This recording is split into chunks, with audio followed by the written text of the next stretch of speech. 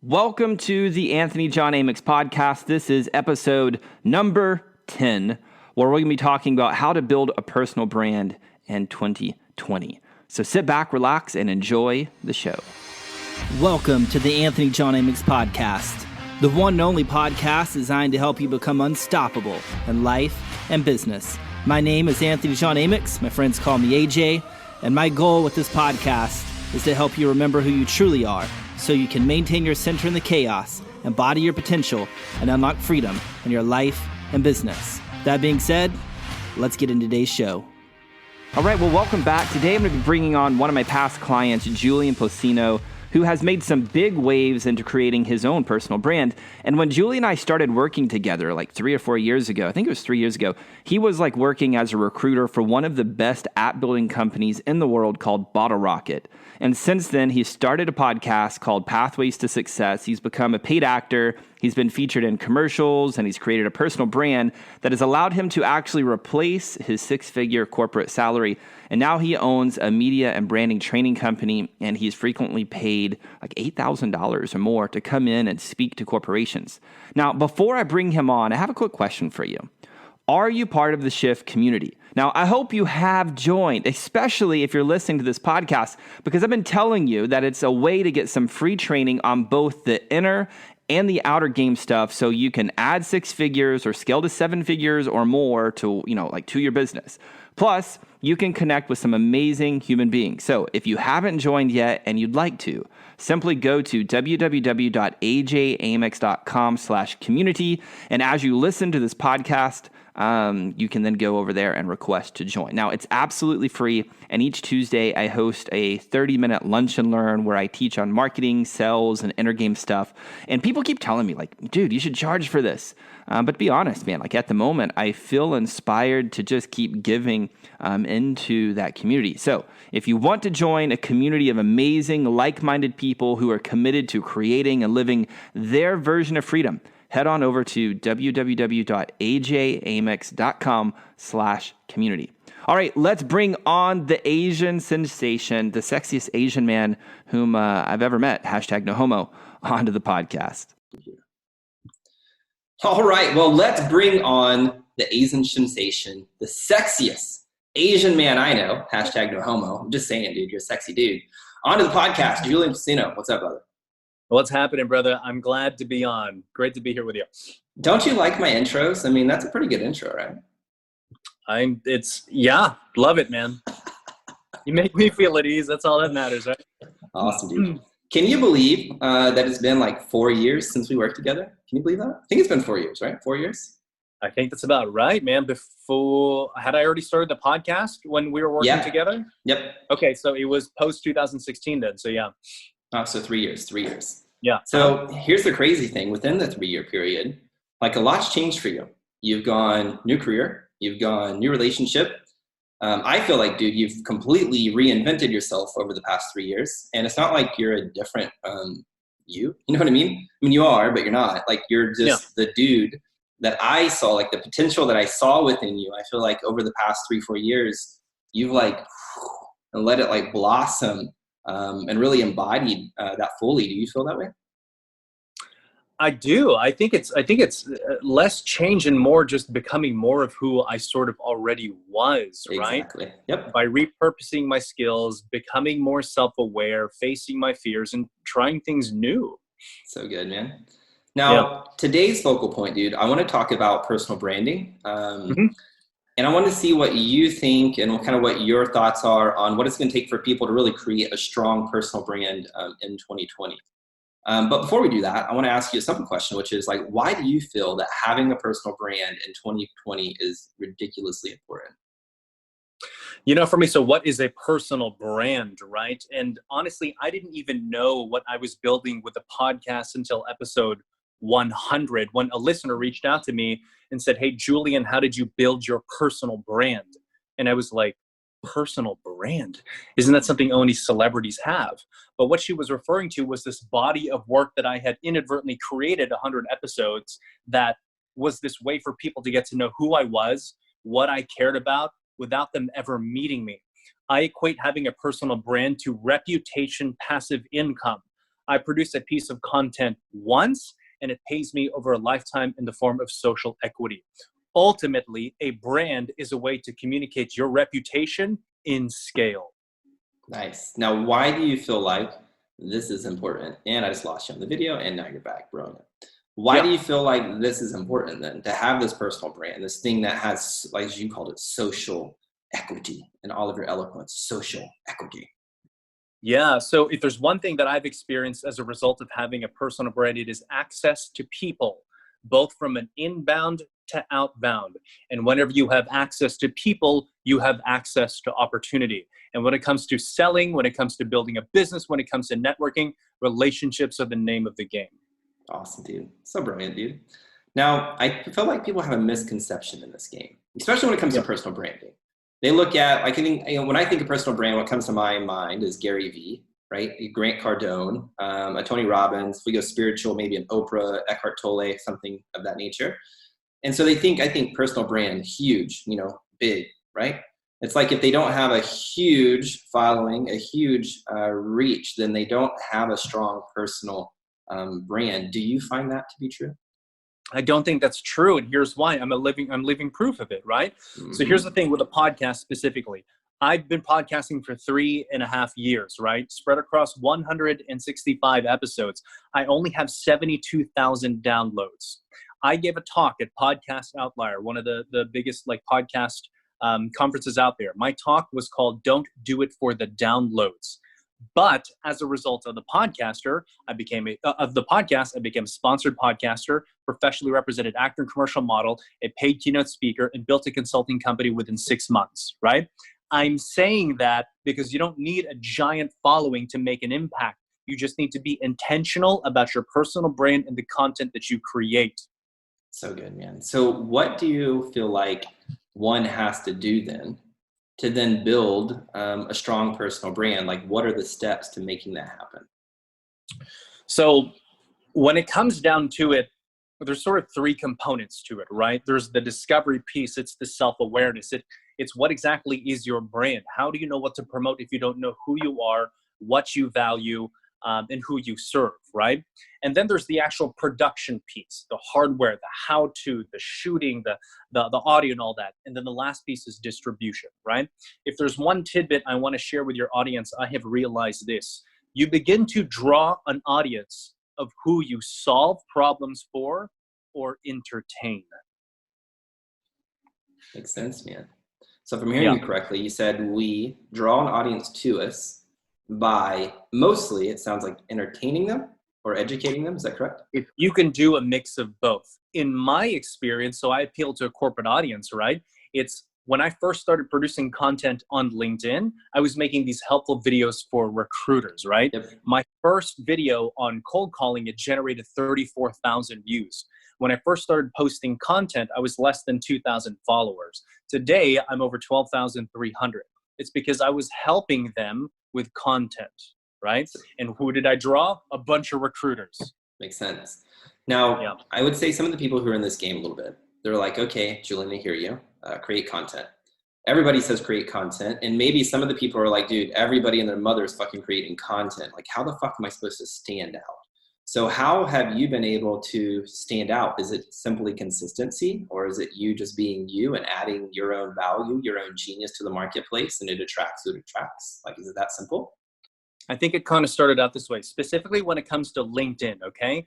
At the very beginning, I was creating. I was scripting my videos. I was, shooting everything, being very methodical, editing to the fullest, right?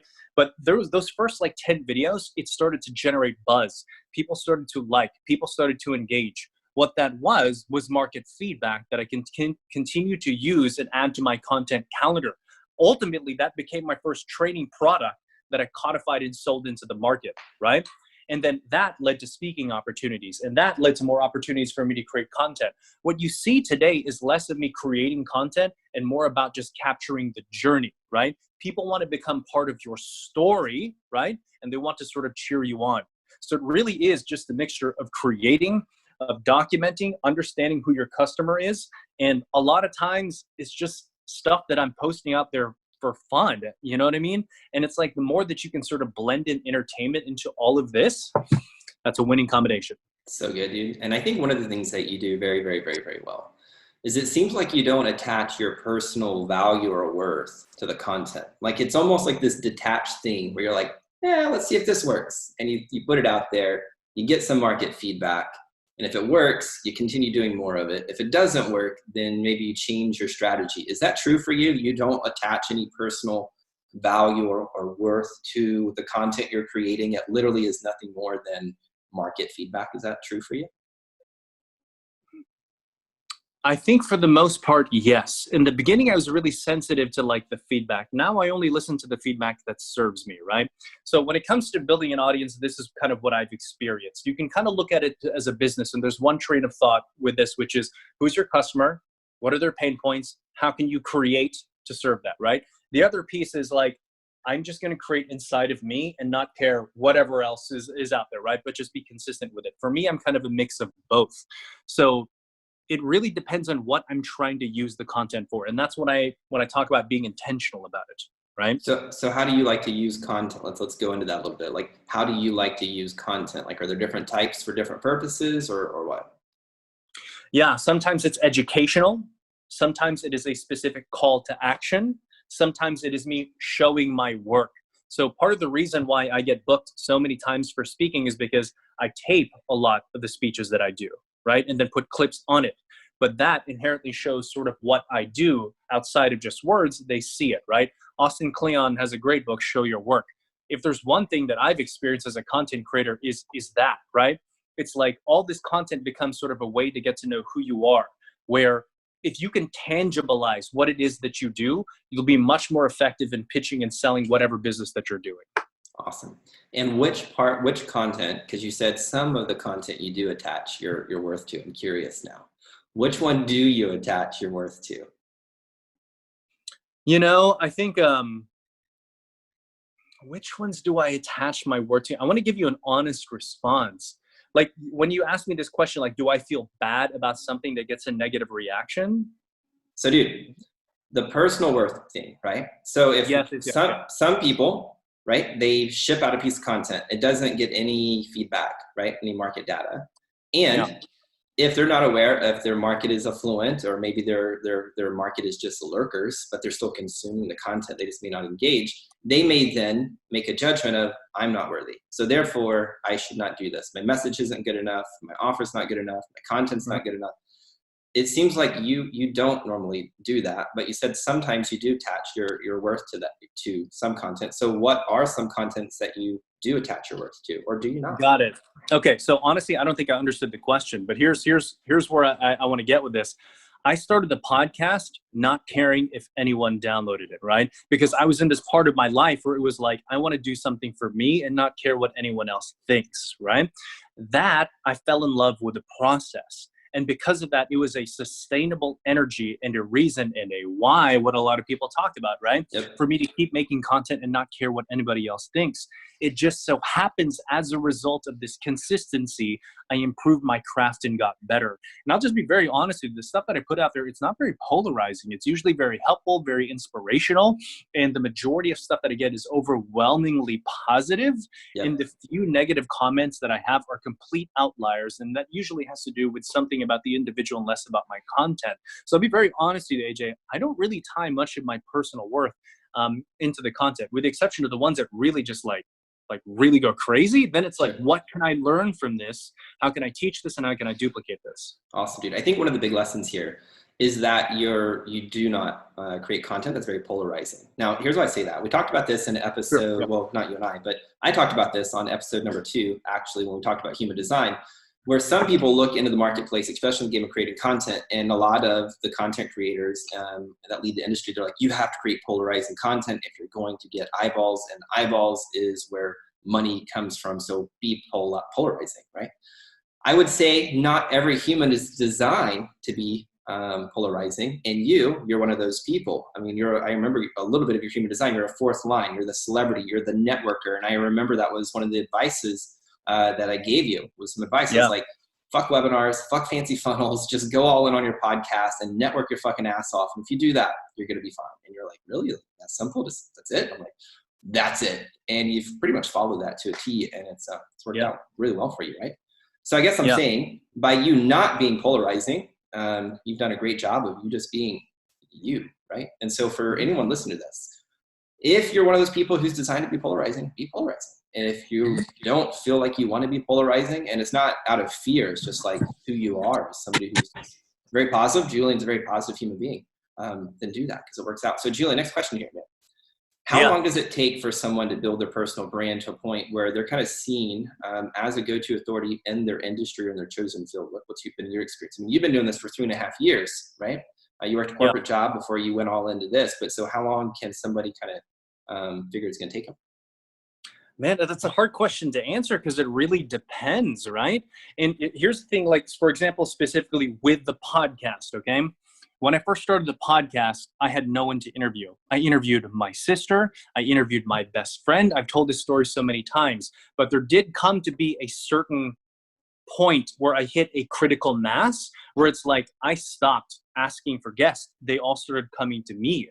So you have to figure what that is for your particular platform, right? Me, it came around 25 because I produced that body of work, right? People took it seriously. They were able to see and experience the content. They're like, oh, this guy's for real. He's a podcaster now, right?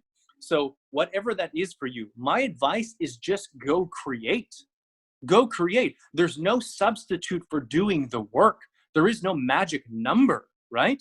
Like, honestly, I know some people who can create just a few pieces of content, but it's so good that they will become like the authority, right? But there's no substitute for not doing the work. And you know what? You will improve along the way. Yeah, it's almost like give yourself permission to suck, right? Like if the first time that we're going to do something, it's the first time it's going to be terrible. And those are some cool stories when you talk about your content creation journey, man. Dude, I can go back to my music day, man. Like I go back to one of the first shows we played. It was a fucking train wreck. It was terrible. And then to get to a place, 7 years later where we had record offers and big tour buses, the only way we even got there was having the courage to just suck. And that was the best that we could do then. We thought it was awesome, but looking back 7 years later, like, oh God, that's terrible, right? But that's part of the journey, man. As a content creator is, you're only really, your talents are forged in the fire, really, you know what I mean? And in the trenches. And so, dude, it's awesome. Good advice for people. I believe, What do you see are some of the common mistakes people make when like really growing their personal brand? Not getting started, being afraid of what they're going to look like, right? So here's a great thing about content creation is you don't have to publish. There is a way to test and to create a small sort of MVP, right? You don't have to go live your first few times or whatever, right? But shoot some content, see it, see how it feels, show it to other people, right? And if you feel confident, and then post. The biggest thing that I see is people just wait to be, perfect. I think most content creators will say the same thing. Just get started and don't wait. Nice, man. What do you feel, dude, was like one of your biggest limiting beliefs that held you back from really building your personal brand faster and maybe even leaving Bottle Rocket sooner?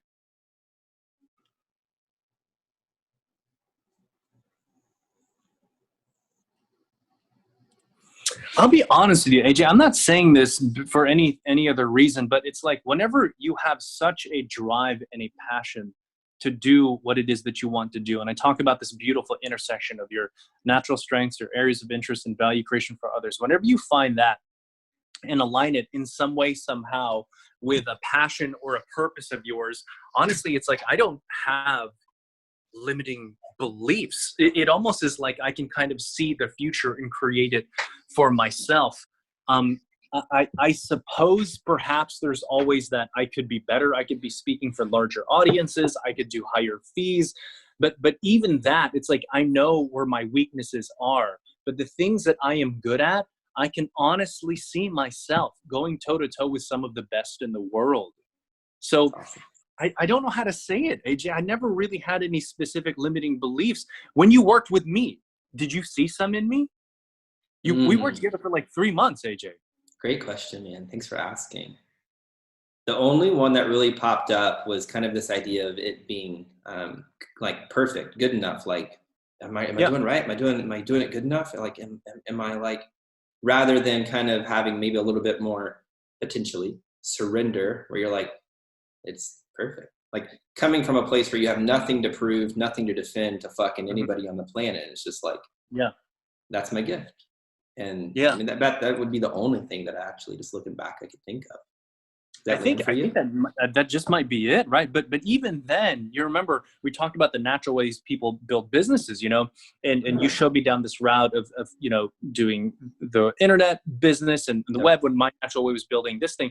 Even then, when I knew I sucked at this, I just kept charging forward because I had such a strong why. One of my values is autonomy and freedom, and wanted to be able to do whatever it is I want with whoever I wanted, right? And I was willing to do whatever it took. I didn't have limiting beliefs. The only thing that I can really think of is what you just mentioned, which is the struggle with perfection. Okay, let's go down this path.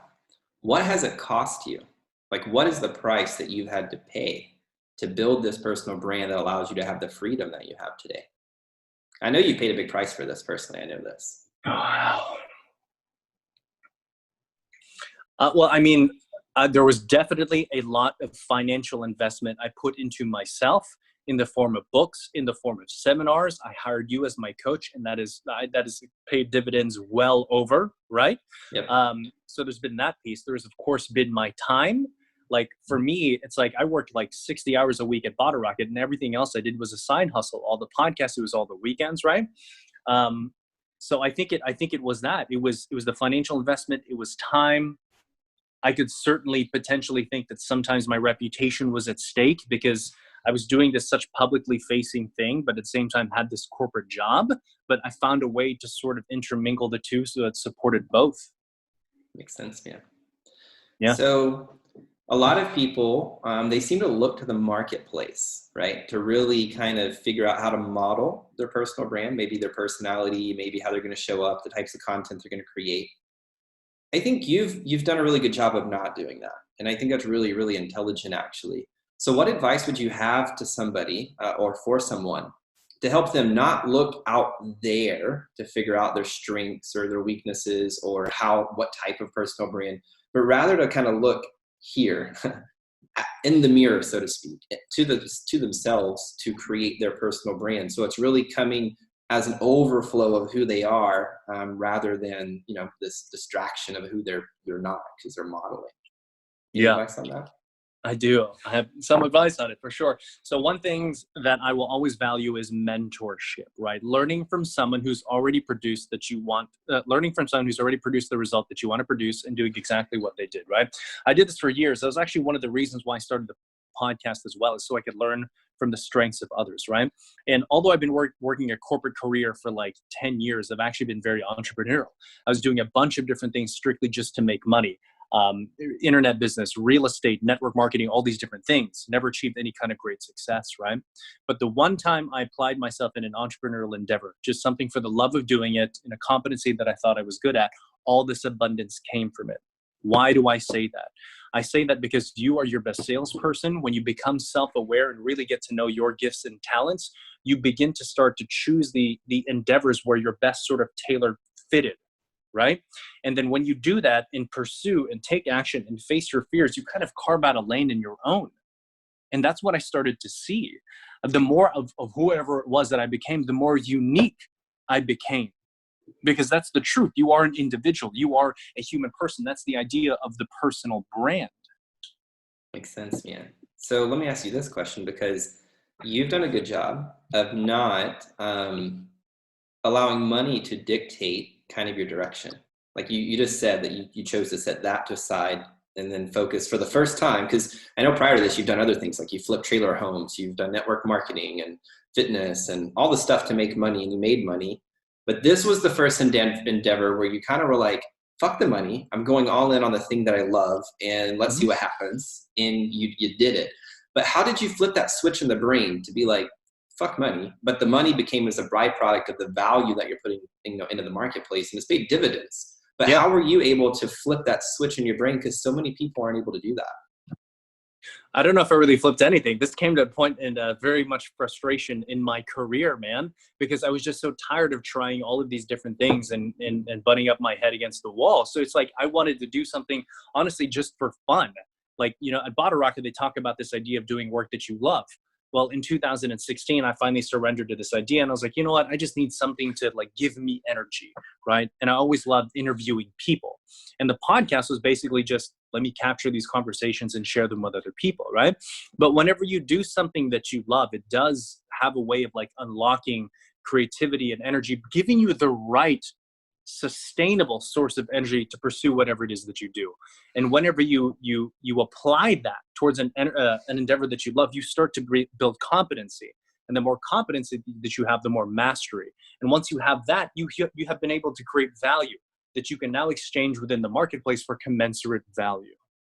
Right? So good, man.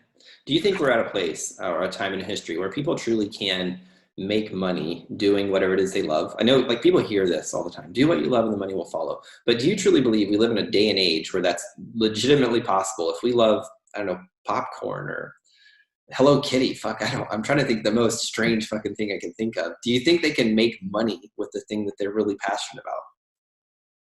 I think it's possible, but you really have to be careful with it. I'm not. It depends on what you want to do. Do you want to start a nonprofit? Do you want to start just a passion project, or you want to start a business? Whenever I'm coaching other entrepreneurs, it's about starting a business. But in order to make a business out of doing something that you love, it has to produce a kind of value in the form of a product or service with someone. That's why you need to find like an alignment, right? That takes a lot of testing. That takes a lot of self-awareness. That takes a lot of customer and product development. I think it's possible. When you start to see people making money playing video games, I think anything is possible. But why? What's the value though? It's entertaining people, right? Totally. And whenever you draw eyeballs, there's potential for monetization. Yeah, dude. I was actually had a Lyft driver in Dallas once. I don't know. He took us from back from the UFC fight that was in Dallas. I think this is when Stipe fought JDS in Dallas 2 years ago, 18 months ago, something like that. Maybe 3 years ago now. I don't remember. Anyways, amazing fight. This totally off the point here. Anyway, so we hired a Lyft driver, take us back from the AAC back to my condo. And I always ask the Lyft driver, so you drive full time? And he's like, no. I'm like, then what the fuck do you do full time? And he said, I play video games. And I'm like, you get paid to play video games? He goes, yeah, I got a sponsor. I'm like, well, who's your sponsor? He said, Monster. And I was like, how much does Monster pay you to play video games? I'm curious because this is brand new to me. And he's like, $7,000 a month. And I was like, dude, that's amazing. Are you fucking kidding me? You get paid $7,000 a month. He goes, yeah, man, I got to log 40 hours a week playing, I don't remember if it was Call of Duty or whatever game it was, but yeah. And I was like, well, how does it work? He goes, I just log onto my stream, my Twitch stream. And I'm like, hey, this stream is sponsored by Monster. And then I just play video games. And at the end, I'm like, this stream was sponsored by Monster. And he said, they show up, they send me a check every month. Couldn't believe it, man. Couldn't believe it. Blew my mind. But there's that intersection. There's the area of interest. He likes video games, right? His competence, he's good at it, right? Yeah. And the value creation is the entertainment and the entertainment to the audience. And now that audience turns into an opportunity to monetize for Monster.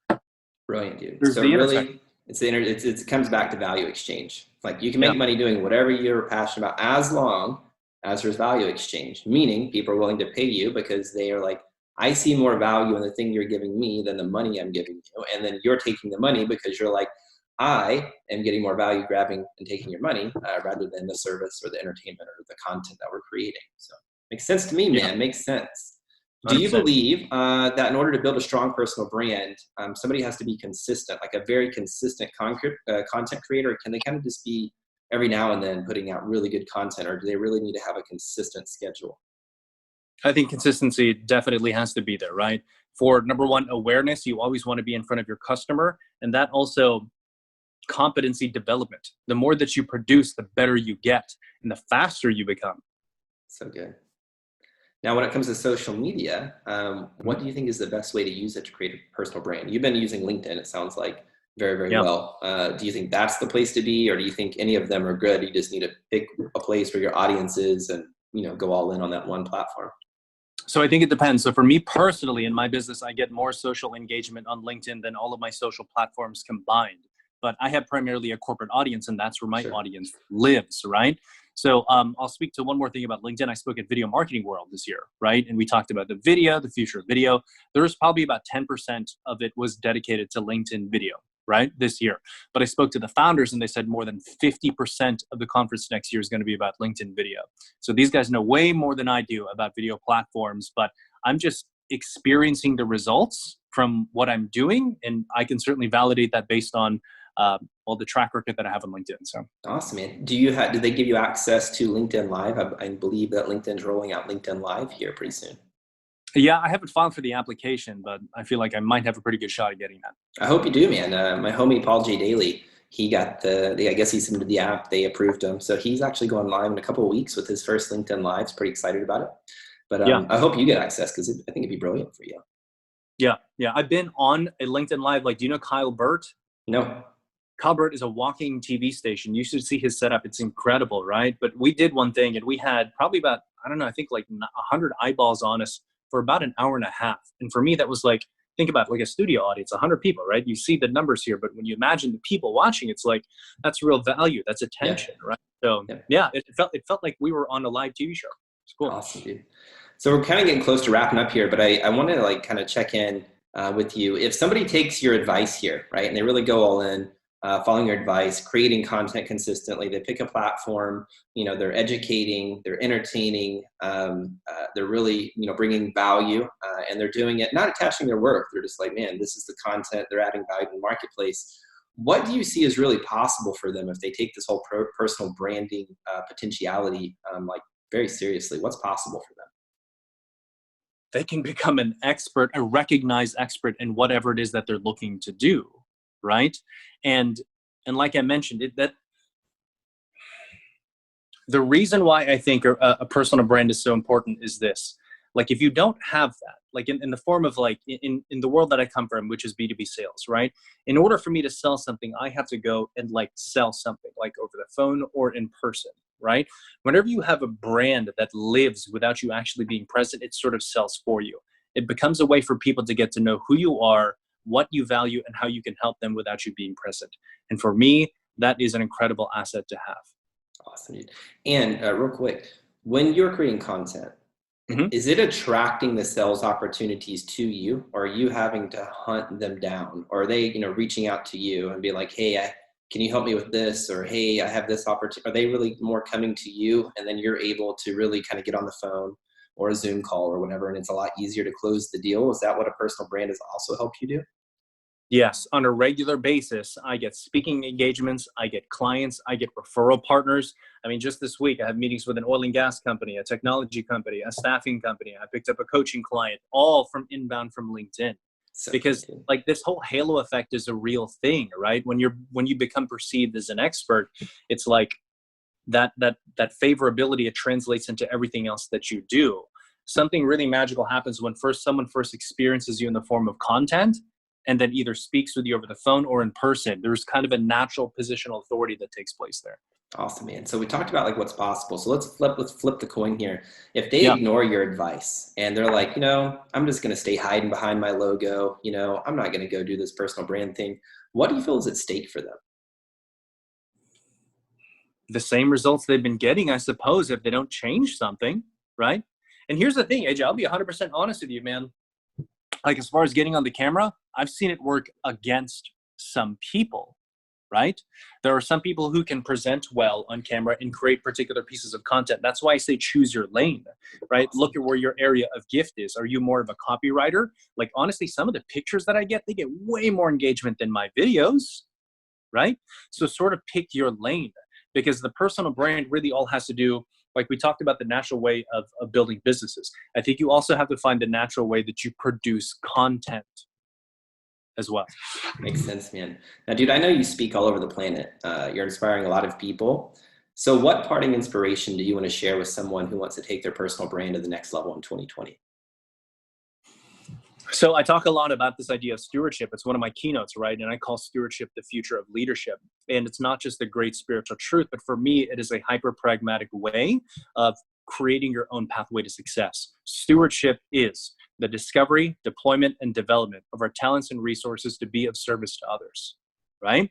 And the key there is the discovery piece. I think a lot of times people don't take the time to figure out what it is that they're good at, what they're really interested in, if they have a crystal clear purpose or meaning in life, and figuring out a way how to use that to create value for others. Because we talked about the value exchange. Nothing happens. You can't make money until you create value for others. And for me, it's that. So good, man. So there you have it, my friend, Julian Placino. Dude, you're a fucking rock star. Make sure you guys check him out at julianplacino.com. I'll make sure we put that in the show notes. And make sure you check out his podcast. It's called Pathways to Success. It's super solid. I've been on there. And man, we should do that again. It's been a long time since I've been on there. I like going on your show. It's fun. And cool. Also, if you guys want some guidance to grow your personal brand, I know Julian is opening up a few spots to guide like a handful of people to growing a highly influential personal brand in 2020. So if that's something that speaks to you, simply email him at Julian@JulianPlacino. That's Placino. I'll make sure I put that in the show notes, but Julian@JulianPlacino.com. Julian, dude, thanks for coming on the show, homie. Really appreciate you. I appreciate it, brother. See you, man. Peace. Well, that's going to do it for this episode. I hope you really enjoyed Julian. A lot of the information that he shared. Man, that guy's eloquent, isn't he? He's like the most eloquent speaker, I think, whom I've ever met. So, man, hope you've enjoyed this episode. But before we go, I want to offer you the opportunity to take your personal brand to the next level. Now, in this episode, Julie and I shared everything you need to know to build or grow a strong personal brand in 2020. And after being in this online space for nearly a decade now, I found the thing that moves the needle in building a personal brand is your level of confidence and certainty. Now, I'm not talking about the fake it until you make it confidence and certainty. I'm talking about a level where right? Like at a cellular level that you have nothing to prove, nothing to defend. Where you know that you're operating in complete alignment with who you're made to be, and you're creating everything that you do as an overflow of your purpose. And I know that when you take action from that place, the sky's the limit, man. Like when it comes to really your impact and your income. So I'd like to invite you to check out my next live event called the Uprising Adventure. It's a 3.5-day transformational event that helps you break through to new levels of peace, power, and profits. Now, every person who has attended the event has said it's been one of the best decisions they've ever made, and many say that it's helped them collapse 5 to 10 years of therapy and personal development results into 3.5 days. Several people have gone on to create their best months and their best years in businesses immediately after the event, and you can learn more about it at www.uprisingadventure.com.